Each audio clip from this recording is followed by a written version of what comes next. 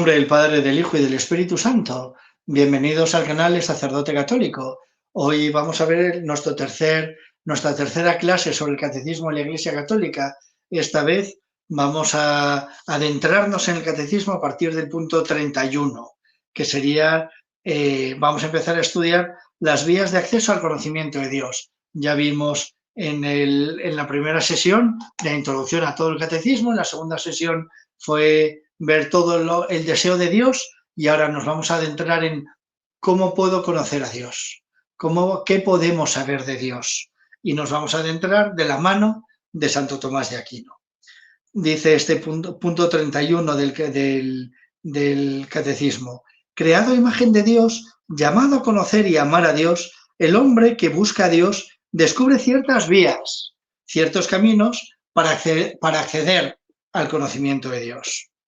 Esto ya lo hemos ido viendo, ¿verdad? La maravilla que es que hemos sido llamados por amor y para amar, que hemos sido llamados a conocer a Dios, a entrar en una relación con Él, también a tenerle ese conocimiento, esa aprensión de Dios, ese querer conocer a Dios de tal forma que lo vivamos y amarle. Pues el hombre que busca a Dios descubre unos caminos, unos accesos a ese conocimiento de Dios. Se llaman también pruebas de la existencia de Dios, no en el sentido de las pruebas propias de la ciencia, ¿verdad? No es una demostración absoluta de la existencia de Dios. Simplemente son argumentos convincentes y convergentes que dan lugar a una certeza, a un conocimiento cierto, sin falsedad, sin vaguedad, a saber realmente que Dios existe. Fijaos que aquí nunca hablamos de sentimientos. Todo este tema de la fe, no estamos viendo que la fe sea un sentimiento, sino un modo de conocer, que la fe es verdaderamente certezas. Eso es lo importante, que vivamos de certezas, no de sentimientos que vienen y van. Pues al final, estas vías para acercarse a Dios tienen como punto de partida la creación, el mundo material y la persona humana. La creación, que es el mundo material, y la persona humana. Estos son los dos puntos que vamos a ir, en los que nos vamos a apoyar. San Pablo afirma, refiriéndose a los paganos: lo que de Dios se puede conocer está en ellos manifiesto. Dios se lo manifestó, porque lo invisible de Dios desde la creación del mundo se deja ver a la inteligencia a través de sus obras, su poder eterno y su divinidad. Cuando Van Gogh pinta un cuadro, se ven determinados signos de la vida de Van Gogh. Cuando Velázquez pinta un cuadro, se ven determinados signos de la personalidad de Velázquez. Cuando el Greco pinta, se ve la deformación visual que caracterizaba al Greco, ¿verdad? Pues de alguna forma, cuando Dios crea según su propio modo de ser. Podemos ver ciertas notas, podemos comprender ciertas cosas de cómo es Dios contemplando sus obras, contemplando las maravillas de la creación. Y San Agustín afirma: interroga la belleza de la tierra, interroga la belleza del mar, interroga la belleza del aire que se dilata y se difunde, interroga la belleza del cielo, interroga todas estas realidades, todas te responden: ve, nosotras somos bellas. Su propia belleza es su proclamación, su confesión. Estas bellezas sujetas a cambio, ¿quién las ha hecho sino la suma belleza? El Pulcher no sujeta a cambio. Si la realidad es bella, si el mundo es bello, si la creación es bella, es la proclamación de que hay alguien bello que lo ha hecho todo. Mientras que las cosas son bellas, tienen que existir la belleza. Aquel que lo ha hecho todo bello. Y tiene que haber un modelo bello en el que Dios ha volcado todo su arte para hacer esta creación tan preciosa. Por eso decimos que Dios ha creado todo usando el Verbo como modelo. Todo es imagen del Verbo, imagen del Hijo. Desde antes de la creación del mundo, Dios ya sabía cómo quería que fuese Jesús. Y tal quería que fuese Jesús, te hizo a ti, te modeló a ti. Y modeló a Adán y Eva, ¿verdad? Pues esta es la maravilla de este pasaje. ¿Quién las ha hecho sino la suma belleza? ¿Quién ha hecho lo bello sino la suma belleza, que no está sujeta a cambio? Todo cambia, ¿verdad? Toda belleza se disipa. Tiene que haber algo que no cambie nunca. Por otro lado, nos dice el punto 33, el hombre, con su apertura a la verdad y a la belleza, con su sentido del bien moral, con su libertad y la voz de su conciencia, con su aspiración al infinito y a la dicha, el hombre se interroga sobre la existencia de Dios. En todo esto se perciben signos de su alma espiritual, la semilla de eternidad que lleva en sí al ser irreductible a la sola materia. Su alma no puede tener origen más que en Dios. Repetimos, con su apertura a la verdad y a la belleza, con su sentido del bien moral, con su libertad, con la voz de su conciencia, con su aspiración al infinito y a la felicidad plena, a la dicha, al gozo, que diría Santo Tomás. El hombre se interroga sobre la existencia de Dios. ¿Qué significa interrogarse sobre la existencia de Dios? Simplemente es una pregunta muy sencilla. ¿Quién ha hecho todo esto? ¿Quién me ha hecho a mí? ¿Por qué soy libre? Cuando veo que todos los animales responden a estímulos, ¿yo por qué me puedo saltar los estímulos? En todo esto se perciben signos de su alma espiritual. Hay una cosa muy cierta. ¿Sabéis cuánto cuestan los materiales en una droguería especializada, los materiales que conforman al hombre, el agua, el potasio, el hierro, todos los componentes químicos que conforman al hombre, se podía pagar unos 4 euros, ahora con la inflación 6 euritos? Te pregunto, ¿y por qué tú vales más que 6 euros? Tú vales 6 euros, si pago 6 euros, ¿me puedo quedar contigo como esclavo? Y uno empieza a mirar y dice, pues yo creo que no, que yo valgo mucho más de 6 euros. ¿Cuánto vales? Y entonces un materialista te diría, todo lo que yo sea capaz de trabajar, que es, en mi caso, productivo, productivo, productivo, ¿qué habré hecho al final de toda mi vida? Como mucho 20.000 euros. El más inteligente que habrá hecho 3 millones de euros de producción real, de creación de bienes. Y uno dice, ¿y tú crees que yo puedo ser esclavizado por 100.000 euros? Por 20.000 euros, en mi caso. Y uno dice, no, yo valgo mucho más. ¿Cuánto vales? Y dices, no tienes precio. ¿Y por qué? ¿Por qué no tienes precio? Si todo material tiene precio y tú eres material, entonces tú tienes que tener precio. Y esta es la evidencia, la vía en la que te das cuenta que tu alma, que tienes que tener un alma, que tienes que tener un principio espiritual, que tú no solo eres materia, que hay algo en ti que te hace digno. Y eso que hay en ti que te hace digno, vimos ayer que lo que confería dignidad al ser humano era ser amado. Pues ese ser amado es porque tienes un alma inmortal. Porque yo puedo comprar un perro por 1.000 euros y sin embargo no puedo comprar una persona por 1.000 euros. Hoy por hoy que el mundo está tan desquiciado que intentan animalizar al hombre y humanizar al perro, ¿verdad? Y parece que tiene que tener derechos. Un perro no tiene derechos. ¿Por qué? Porque no tiene un alma inmortal, porque no tiene un principio espiritual, porque la vida del perro desaparece con su muerte.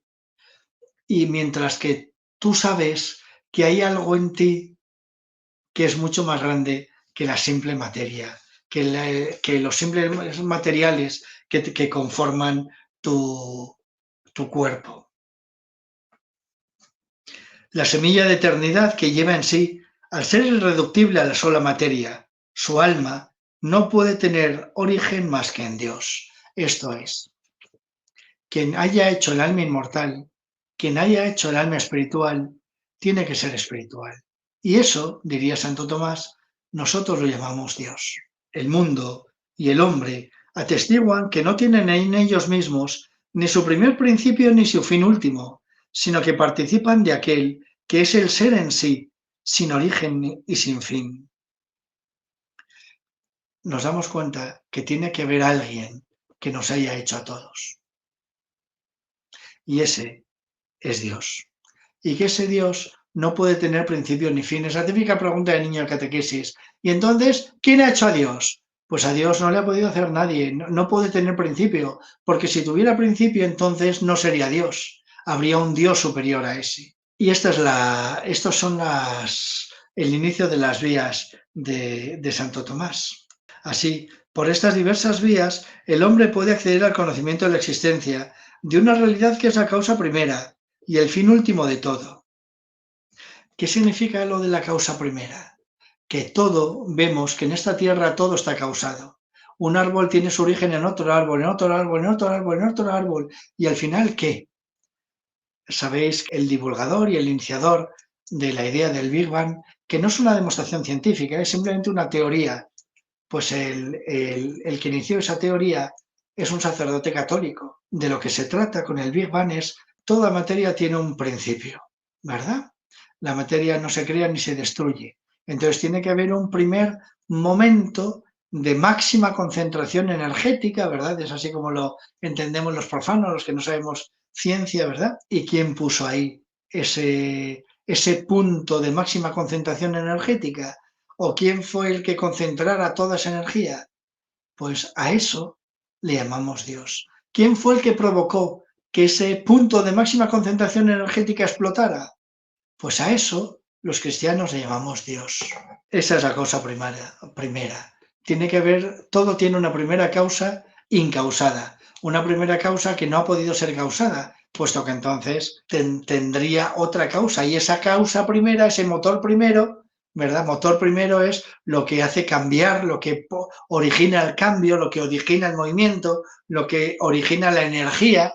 Todo ese motor primero, toda esa causa primera, nosotros le llamamos Dios. Dice, citando a Santo Tomás, y que todos llaman Dios. Y de alguna forma el fin último de todo, hacia dónde tiende todo. Y todo tiende a su plenitud, que al final, esa plenitud última a la que tendemos todos, a eso todos lo llamamos Dios.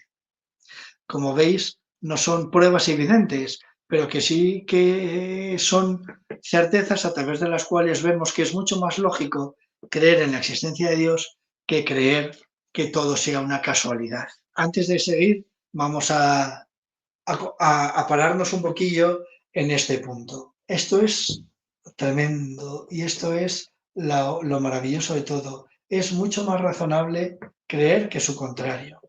Si tú ves toda la realidad, si tú observas los saltos evolutivos que ha habido en la vida, ¿verdad? Desde la existencia desde el Big Bang hasta la existencia de la materia, ¿verdad? Desde la existencia de la materia hasta la existencia de la vida, te das cuenta que por random, que por arbitrariedad, nada sería posible, sino que todos saltos evolutivos se han producido a una velocidad pasmosa. O sea, los saltos han ocurrido muchísimo antes de lo que por un principio simple de arbitrariedad deberían haber ocurrido. Y al final te das cuenta que toda esta creación ha estado guiada. Que todo esto ha habido una mano, una inteligencia superior que ha ido guiando todo, desde el Big Bang hasta la creación de la materia, desde la materia hasta el inicio de la vida, desde la vida hasta los seres compuestos por tejidos, hasta incluso la aparición del alma, ¿verdad? Todo eso ha ocurrido a unas velocidades que por simple probabilidad no deberían haber ocurrido, serían imposibles. Pues a esa inteligencia que lo ha guiado todo le llamamos Dios. Y luego resulta que tú empiezas a mirar y te das cuenta que esa inteligencia tiene que haber sido libre, que no se ha dado nada por necesidad, sino que al final te vas dando cuenta, esa inteligencia tenía que ser libre. Y al final es mucho más razonable pensar que esa inteligencia está guiada por el amor, es una inteligencia que ama y que quiere compartir su bien, mucho más que el que tuviera la necesidad de crearlo todo. Si el ser espiritual es mucho más perfecto que el ser material, entonces no tendría sentido que hubiera creado la materia, a no ser porque quisiera crear a alguien con el que poder compartir todo lo que él es. ¿Y por qué lo hizo material y por qué nos hizo materiales? Pues eso se lo preguntaremos cuando le alcancemos. Hoy por hoy a mí no se me ocurre ninguna teoría por la cual sea razonable pensar que Dios nos haya querido carnales. O a lo mejor, sí, a lo mejor, según vas viendo por el amor, te vas dando cuenta que para que nosotros pudiéramos recibir, ser conscientes y disfrutar de ese amor, a lo mejor teníamos que experimentar nuestra propia debilidad. A lo mejor teníamos que experimentar nuestra propia contingencia, ¿verdad? La debilidad ontológica de nuestro ser. Bueno, pues seguimos, que nos estamos entreteniendo demasiado en este punto y no es el que más importancia le da al catecismo. Las facultades del hombre, en el punto 35, le hacen capaz de conocer la existencia de un Dios personal. Esto es tremendo. Sócrates, en varios cientos de años antes de Cristo, decía que Dios tenía que ser amor. No lo definiría como el amor bíblico. Para Sócrates era más bien una necesidad, o sea, un amor de necesidad, con una tendencia, ¿verdad? Una atracción, que debería ser atractivo y que debería atraerlo todo hacia sí. A eso se refería. Pero ya con la sola inteligencia humana, antes incluso de haber conocido la revelación, incluso del Antiguo Testamento, porque Sócrates no hay estudios que digan que hubiera conocido la revelación bíblica, para Sócrates eran unos bárbaros los hebreos. Sócrates ya con la sola inteligencia, con la sola razón humana, llegaba incluso a afirmar esto, que Dios tenía que ser pura atracción. Pero para que el hombre pueda entrar en la intimidad de él, ha querido revelarse al hombre y darle la gracia de poder acoger en la fe esta revelación. Hemos visto, no hemos demostrado, ¿verdad? Hemos visto simplemente someramente por encima, porque también no quiero dedicar una hora simplemente a estos puntos, pero lo que hemos llegado a ver que el hombre, por su sola razón, podía llegar a comprender que Dios tenía que ser personal. Para poder acceder a esa persona, para poder acceder a una relación con esa persona, ya no basta la inteligencia. Necesitamos que sea el mismo Dios el que se revele, el que llegue hasta nosotros. Para poder entrar en la intimidad de Él, ha querido revelarse al hombre y darle la gracia de poder acoger en la fe esa revelación. Podríamos saber simplemente que tiene que existir Dios y nunca haber conocido a Dios. Fijaos cuánto tardó en revelarse. Después de Noé, ¿verdad? Se pasan muchísimos siglos sin una sola aparición. Hay gente que le ha sido fiel, pero ya no hay revelación. Hay gente que le ha buscado y que ha querido ser fiel a él en su vida, pero ya no ha habido revelación. Hasta que de pronto llega en el 1800 antes de Cristo Abraham. ¿Y toda la gente de antes qué? Pues toda la gente de antes podía llegar a saber que Dios tiene que existir, que Dios tiene que ser un ser personal y sin embargo no estaban, no podían entrar en la intimidad de ese Dios.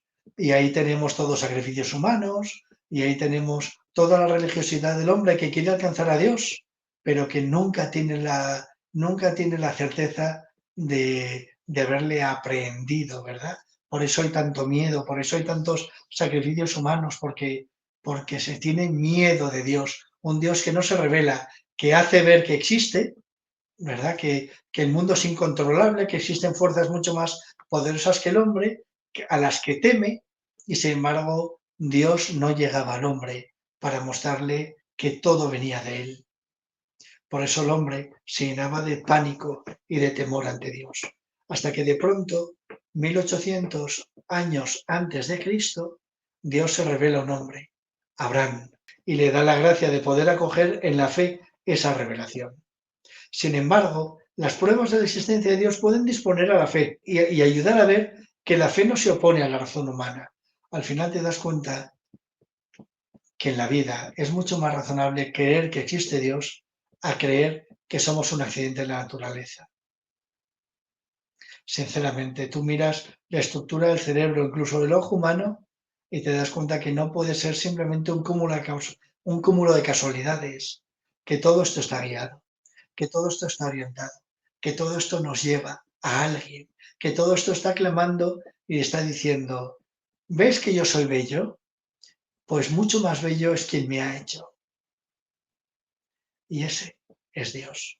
Qué maravilla, qué poesía qué gran oración, qué gran cántico de alabanza. Se convierte el universo entero, se convierte el mundo entero y se convierte la propia existencia del hombre cuando te das cuenta que tiene que existir Dios. Entonces todo cuanto existe, la vida misma, es un canto de alabanza a Dios. Por eso vivir es una alabanza a Dios.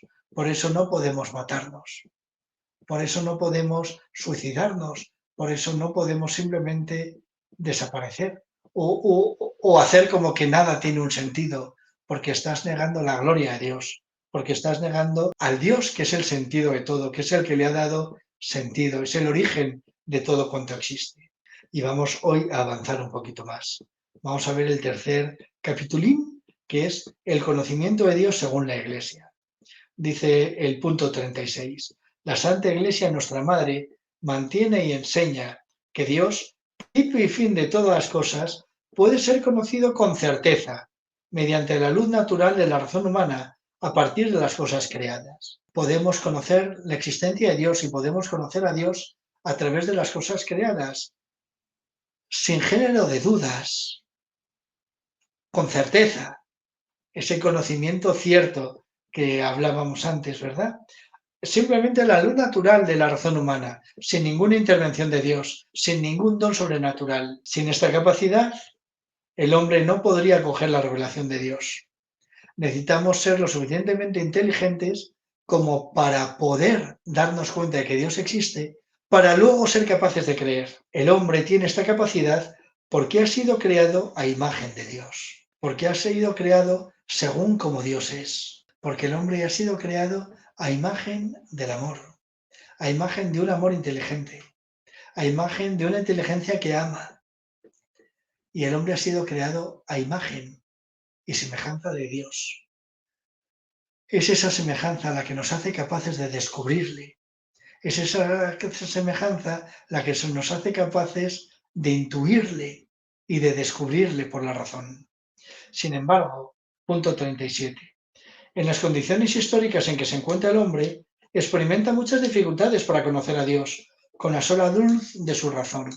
Hay muchas dificultades, pero cada vez más. ¿Sabéis cuál es la primera dificultad para poder conocer a Dios? El pecado. Durante toda, absolutamente toda la historia de la humanidad, el hombre creyó que existía la divinidad. Hasta hace 200 años. Hasta el siglo XVIII, básicamente, en que el hombre lo empieza a dudar. ¿Por qué? Porque le viene mal que Dios exista. Porque si Dios existe, yo no puedo hacer lo que me dé la gana. Y entonces me conviene que Dios no exista. Por eso, ¿verdad? Todo el ateísmo empezó primero con el voluntarismo. ¿Verdad? Ya no son las cosas en sí mismas, sino que es la voluntad lo que las hace. Y al final, pues llega un momento en el que ya me olvido de la voluntad de Dios para reclamar mi propia voluntad. Y sin embargo, durante millones de años, el hombre creyó que existía Dios, con muchas menos dudas que ahora, con muchos menos problemas que ahora. Y vamos a analizar cuáles son esos problemas. Pío XII, en la Humani Generis. A pesar de que la razón humana, hablando simplemente, pueda verdaderamente, por sus fuerzas y su luz naturales, o sea, sin intervención de la revelación, sin intervención de la gracia, llegar a un conocimiento verdadero y cierto de un Dios personal. Y fijaos, ¿a dónde puede llegar, decía el Papa Pío XII, a dónde puede llegar la inteligencia humana? A saber que Dios existe, que Dios es un ser personal que protege y gobierna el mundo por su providencia, así como de una ley natural puesta por el Creador en nuestras almas. Estas son las certezas que puede alcanzar el hombre. ¿Qué es la ley natural? La ley natural es la manifestación en la naturaleza de la ley eterna de Dios. La naturaleza tiene sus propias leyes, se rige con sus propias leyes, ¿verdad? Esas leyes naturales es la ley natural. El derecho natural sería la ley natural aplicada al hombre, a las relaciones entre los hombres, ¿verdad? Todo el mundo sabe, aunque no haya habido mandamientos, que pegar a un padre con un calcetín sudado es malo, es un acto malo y reprobable. ¿verdad? Y cuando el padre encima es el principio de autoridad, hasta en algunas culturas se podría matar al hijo que hubiera atentado así contra su padre. Por la sola razón humana, por las simples fuerzas de la naturaleza humana, podemos conocer verdaderamente, con un conocimiento cierto y verdadero, que Dios es un ser personal, que protege y gobierna el mundo por su providencia. Todo esto se puede saber con la razón humana. Hay unos librillos hoy por hoy que son muy interesantes, ¿verdad? Que están escribiendo científicos ahora sobre todas estas pruebas de la existencia de Dios. Pero hoy por hoy experimentamos muchas dificultades y en la medida en que pecamos y en la medida que vivimos en una sociedad cada vez más apartada de Dios, cada vez tenemos más dificultades para reconocer lo que la inteligencia humana puede llegar a conocer de Dios. A pesar de que la razón humana, hablando simplemente, pueda verdaderamente por sus fuerzas y luz naturales llegar a un conocimiento verdadero y cierto de un Dios personal que protege y gobierna el mundo como su providencia, así como de una ley natural puesta por el Creador en nuestras almas, sin embargo, hay muchos obstáculos que impiden a esta misma razón usar eficazmente con fruto su poder natural, porque las verdades que se refieren a Dios y a los hombres sobrepasan absolutamente el orden de las cosas sensibles, y cuando deben traducirse en actos y proyectarse en la vida, exigen que el hombre se entregue y renuncie a sí mismo. El espíritu humano, para adquirir semejantes verdades, padece dificultad por parte de los sentidos y de la imaginación, así como de los malos deseos nacidos del pecado original. De ahí procede que en semejantes materias los hombres se persuadan fácilmente de la falsedad, o al menos de la incertidumbre, de las cosas que no quisieran que fuesen verdaderas. Hace falta tal esfuerzo de la voluntad para estudiar, para analizar cada una de las causas de las razones. Estamos a veces tan adheridos a lo sensible, a lo sensitivo, que a veces nos resulta casi imposible llegar a reconocer lo evidente. Cuánto más cuando encima lo complicamos con el pecado. Y entonces, si reconozco a Dios, eso tiene consecuencias. ¿Por qué hizo tanto daño a algunos la película de la Pasión de Cristo, de Mel Gibson? Porque te estaban tirando la sangre de Cristo encima, de tal forma que te estaban diciendo, todo esto lo ha hecho por ti. Mirad, un amigo mío que antes se declaraba ateo, me decía, es que creer en Dios tiene consecuencias, es que ya no puedo vivir como me dé la gana. De hecho, me llegaba a decir, si lo que a mí me cuesta no es creer que Dios existe, salta a la vista que tiene que existir Dios. El problema que tiene un ateo no es tanto reconocer la existencia de Dios como reconocer la providencia de Dios, que Dios nos cuida. Qué fácil es decir, sí, Dios ha existido, Dios existe, pero nos creó y se olvidó de nosotros, o nos ha dejado al albur de nuestra libertad y se nos ha quitado encima. Lo que realmente cuesta, porque exige determinadas actitudes, porque exige a partir de entonces un cambio de vida radical, es que Dios te quiera. Porque si Dios te quiere, entonces tú le tienes que querer. Y eso cuesta. Por eso, para poder tener fe, hace falta un acto de la voluntad. Un acto en el que tú decidas que realmente quieres creer. Si en ese acto de la voluntad no hay fe. Por muy evidente que sean los argumentos, lo podemos negar todo. El hombre es el único ser capaz de decir 2 y 2 son 5, porque así puedo seguir viviendo conforme a la mentira. Esto lo hemos visto antes, ¿verdad? Que somos capaces de engañarnos a nosotros mismos. En este mundo de superabundancia de pecado, lo mucho que a muchos les podría descojeringar la vida reconocer que existe Dios y un Dios que te quiere. Porque entonces tú tienes que querer también a los demás, a los que Dios también quiere. Con lo cual ya no me puedo aprovechar de ellos. Con lo cual ya no les puedo decir que 2 y 2 son 3, para darles a ellos 3 y yo quedarme con 5. Y en el punto 38, que es el último que vamos a considerar hoy, dice el catecismo. Por esto el hombre necesita ser iluminado por la revelación de Dios, no solamente acerca de lo que supera su entendimiento, sino también sobre las verdades religiosas y morales que de suyo no son inaccesibles a la razón, a fin de que puedan ser, en el estado actual del género humano, conocidas de todos sin dificultad, con una certeza firme y sin mezcla de error. Vamos a ver, ¿por qué Dios nos ha revelado los mandamientos? Si son evidentes, si son de derecho natural. Víctor Frank, que era un judío, decía que el hombre naturalmente estaba abierto a la trascendencia. Ese es el primer mandamiento: amarás al Señor tu Dios con todo tu corazón, con toda tu mente, con toda tu alma. Si Dios existe, tienes que buscarle y tienes que amarle. Ese es el primer mandamiento. Eso es evidente a la razón humana. ¿Y por qué Dios nos los tuvo que revelar? Porque por el pecado éramos capaces de negar lo evidente. Porque por el pecado somos capaces de negarlo todo. Y entonces Dios se ha tenido que manifestar, ha tenido que venir a este mundo para decirnos no solo a lo que no podríamos llegar, que Dios es Trinidad, la Eucaristía, la muerte de Jesús en la cruz y su resurrección, no solo nos ha tenido que decir eso, sino que nos ha tenido que decir hasta su misma existencia. Nos ha tenido que revelar hasta que pegar a un padre con un calcetín sudado es pecado. Nos ha llegado a decir hasta que acostarse con la mujer de tu prójimo está muy feo, porque éramos capaces de negarlo todo. Por eso Dios se ha manifestado, no solo para lo más sublime, lo más alejado de nuestras capacidades, sino para decirnos también lo evidente. Y ahora, una pregunta: ¿por qué Dios se ha revelado? Para mostrarnos todo esto sin mezcla de error. Porque te quiere con locura.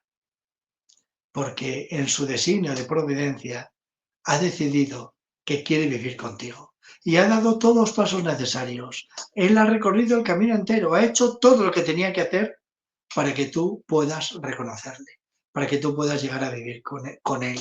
Con lo cual, déjate de chorradas, déjate de huir, déjate de ponerte excusas, porque son excusas. ¡Ay, las riquezas del Vaticano! Pero a mí qué me importan las riquezas del Vaticano. ¿Qué me importa que el Papa se esté gastando ahora más en Santa Marta que cuando vivía en el Vaticano? Que es una chorrada, si vas con zapatitos negros o zapatitos marrones. Si es que son tontunas, si es que no se trata de eso, si es que la fe no se apoya en esto. De lo que se trata es de ti y de mí, de lo que se trata es de ti y de Dios. Incluso aunque yo renegara de Dios, tú tienes que hacer tu propia labor por buscar a un Dios que tú sabes que existe, que es evidente, y es un Dios que ha querido llegar hasta ti, que está queriendo dártelo todo. Mirad, una de las cosas que más me gusta de los ejercicios de San Ignacio es la última meditación. Gracias a Dios no es como cursillos o Emaús, que no puedes contar nada. Aquí lo puedo desvelar todo y no pasa nada. La última meditación de los ejercicios espirituales de San Ignacio es la meditación para alcanzar amor. Y uno de los principales puntos de esta meditación es: deja que te dé el sol en la cara, deja que te dé el viento en la cara y date cuenta que todo eso, mete los deditos como hacen los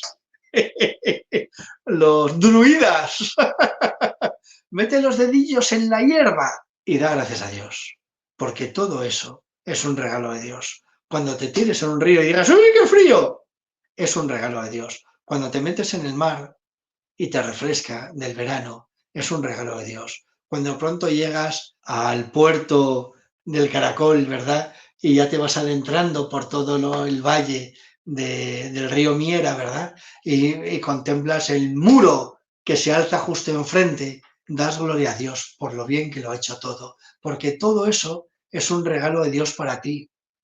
Se trata de que lo aceptes, se trata de que te des cuenta que todo en esta vida es un regalo de Dios, que te quiere con locura, que no está dispuesto a vivir sin ti y que lo ha hecho todo para ti. Tú te das cuenta que todo el universo, hasta lo que tú no vas a llegar a contemplar jamás, la última luz de la última estrella que tú no vas a ver, porque se ha originado después de que tú nacieras y entonces la luz no va a llegar hasta ti, todo eso lo ha creado para ti y para los que vengan después. ¡Qué maravilla! Y ahora dime si un Dios que lo ha creado todo así de bonito no es un Dios que ama, no es un Dios que lo ha hecho todo para ti, porque quiere encontrarse contigo. Y el mundo es el marco perfecto. No es perfecto, ya lo veremos. Dios no ha creado la creación perfecta, ya lo veremos, porque quiere que tú le ayudes. Pero y eso ya es tema de otro punto. Simplemente nos quedamos con esto. Todo lo que Dios ha hecho, ha creado un marco fantástico, un marco precioso para encontrarse contigo. Es como una película romántica en la que se pone una fotografía preciosa. Pues eso ha hecho Dios para encontrarse contigo. Hasta ese punto te quiere. Pues hermanos míos, ábrete a la fe, pídele por lo menos al Señor y yo te aseguro que en cuanto digas, Dios mío, si existes, dame un toque, ya estarás creyendo, porque ya has empezado a tratar a Dios como un tú. Esta es la fe.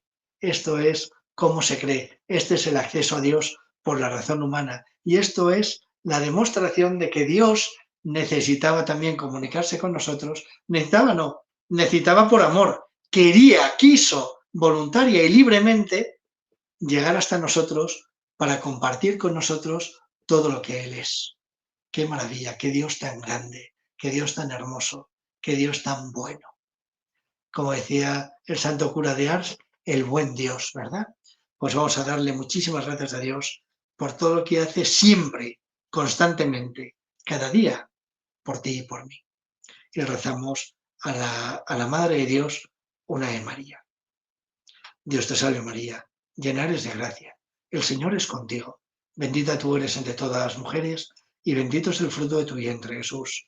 Santa María, Madre de Dios, ruega por nosotros pecadores, ahora y en la hora de nuestra muerte. Amén. El Señor esté con vosotros. La bendición de Dios Todopoderoso, Padre, Hijo y Espíritu Santo, descienda sobre vosotros y permanezca para siempre.